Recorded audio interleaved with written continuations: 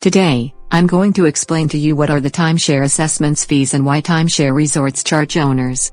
Let's get started. Special assessment fees are not the same as maintenance fees, which are regular, annual fees. A special assessment is often unexpected, a hefty fee, and typically arises after the resort is damaged by weather or the renovations required exceed the amount. Let's take for example the 𝔸𝕊𝕊𝕊 Beach Club located in Maui, Hawaii.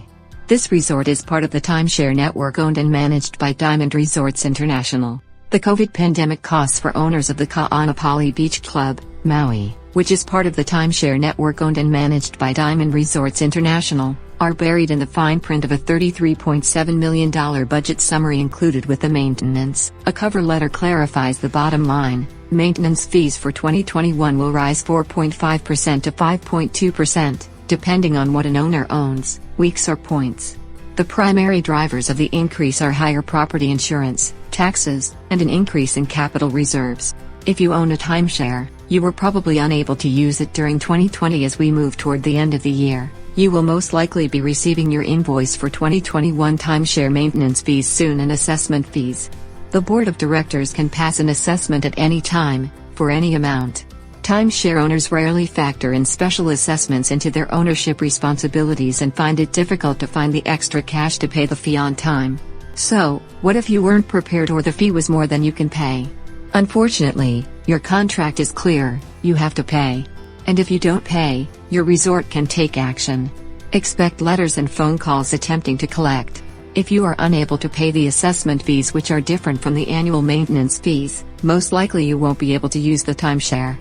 Whenever a resort decides to improve its services or upgrade its amenities, it is the timeshare owners who are expected to pay for these extra expenses.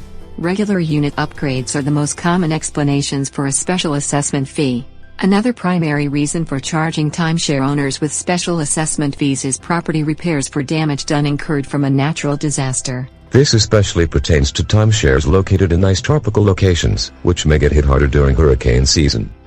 Sometimes larger resort conglomerates will buy up smaller resorts and flip them into new and improved profitable businesses for them to run.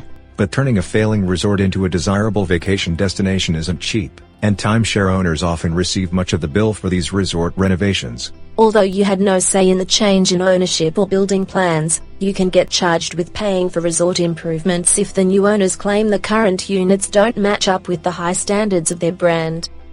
When other timeshare owners can't pay their portion of the fees or refuse to do so, this creates a revenue gap, and resorts are forced to rustle up that money from another source. Much of the time, they compensate for these losses by charging other timeshare owners additional special assessment fees on their monthly bills. Owning a timeshare comes with a lot of payments.